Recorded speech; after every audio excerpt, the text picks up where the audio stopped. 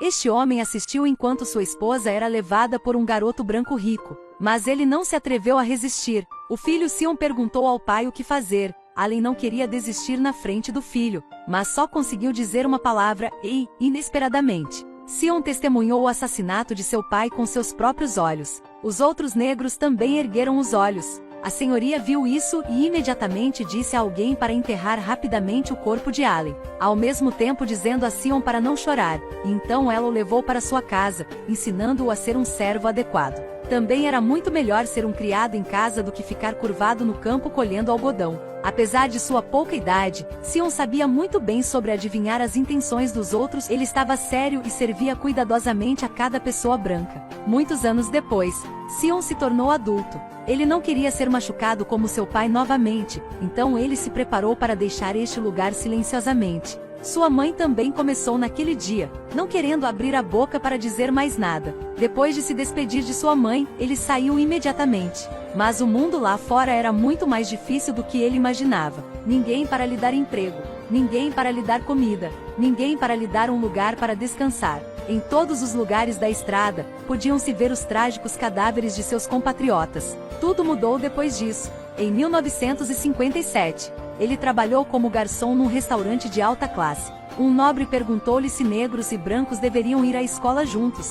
Sion olhou para o rosto dele e respondeu: "Isso não deveria existir." Ele fez o nobre rir, porque para sobreviver ele só poderia se comprometer. Ele nunca sonhou que seria capaz de trabalhar nesse lugar, e também ter uma vida linda e feliz. Aí ele construiu sua própria família. Ele casou com a Flórida, e tinha 2 filhos. Naquele dia, enquanto estava em casa, ele recebeu um telefonema de seu superior branco. Ele pensava que tinha sido demitido do emprego, mas não esperava que um nobre para quem servirá o apresenta-se para trabalhar na Casa Branca. Sion ficou muito feliz, mas o gerente da Casa Branca achou que ele pegou um atalho, então ele não ficou muito feliz.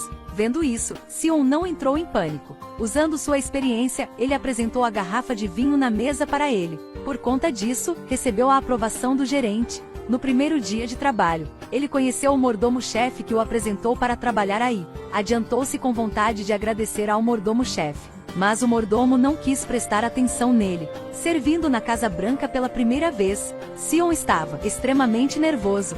Felizmente, o presidente Eisenhower tomou a iniciativa de falar com ele. "Você tem filhos?" "Sim, senhor, já tenho 2 filhos." "Eles estão numa escola multirracial?" "Sim, senhor." Mas apenas que ele pudesse dizer algumas palavras, alguém entrou. E Sion viu isso, então saiu. Ao voltar para casa, gabou-se com o filho de que o presidente conversou com ele hoje. Além disso, perguntou sobre o desempenho acadêmico do filho na escola multirracial. Mas seu filho disse que, embora dissesse que a escola era multirracial, a escola inteira não tinha um único branco.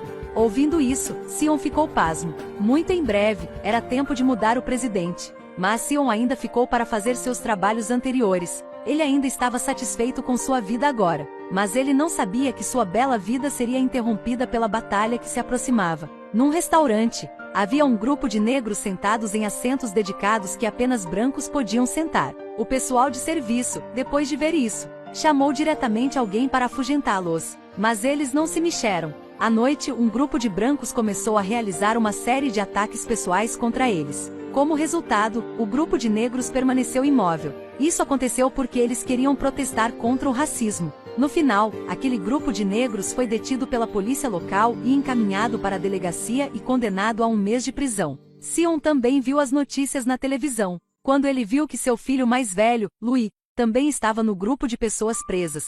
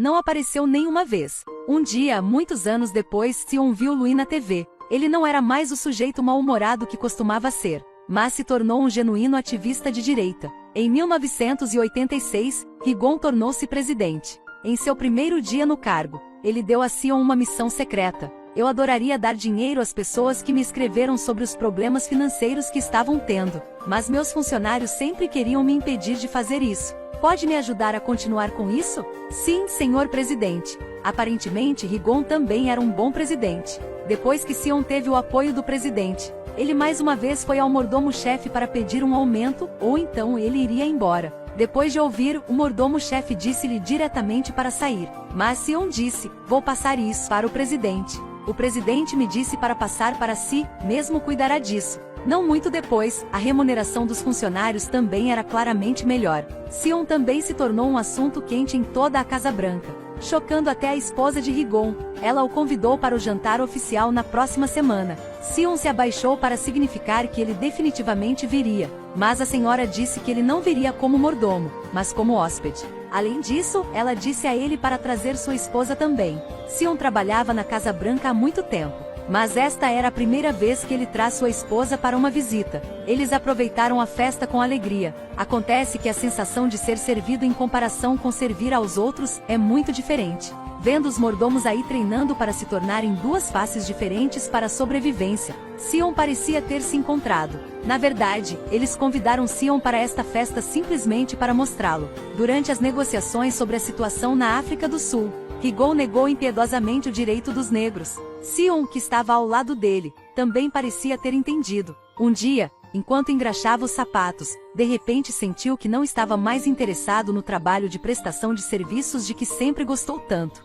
Mas parecia que tudo tinha mudado. Então ele tirou uma licença para trazer sua esposa de volta ao local onde ele antigamente colhava algodão. Quando ele era criança, seu pai também foi morto a tiros no mesmo local. Sion então não queria mais ser servo dos brancos, voltou para a Casa Branca e renunciou ao emprego de mordomo. Ligon ficou muito surpreso. Muitos presidentes consideram Sion como sua família. Então por que o verdadeiro mordomo da Casa Branca iria querer renunciar? Quando Sion foi até a porta, Rigon disse a ele a questão dos direitos civis que ele revisaria. Sion disse, nunca disse uma palavra sobre a questão dos direitos. Então ele encontrou Louis e se juntou à organização de protesto de seu filho para reconquistar a liberdade para os negros. Lê também foi preso na prisão com Louis, uma luta que durou muitos anos. Somente até 2008, Obama tornou-se presidente. Sion ia às urnas todos os dias para votar em Obama. Ele nunca poderia imaginar que ainda estava vivo e poderia ver um presidente negro. Sion chegou às lágrimas tão comovido.